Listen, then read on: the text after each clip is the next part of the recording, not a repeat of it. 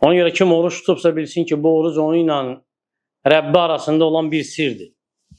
Ona görə Rəbbimiz buyurur ki, Qüdsə hədisdə Adəm övladının hər bir əməli onun üçündür.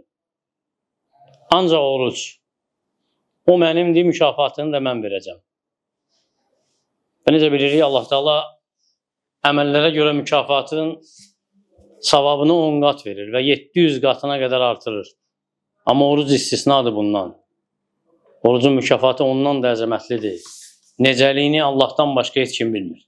Ona görə Ramazan ayı, bu oruc ayı tohiddir. Və tohidi görürsən ilk olaraq orucunda.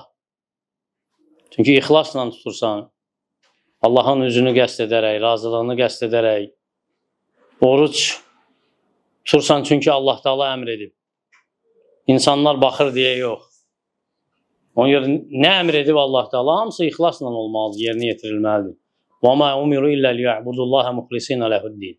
Onlara yalnız dini xalis Allaha məxsus edib ibadət etmək, yəni Allah Teala'ya ibadət etmək ixlasla əmr edilib.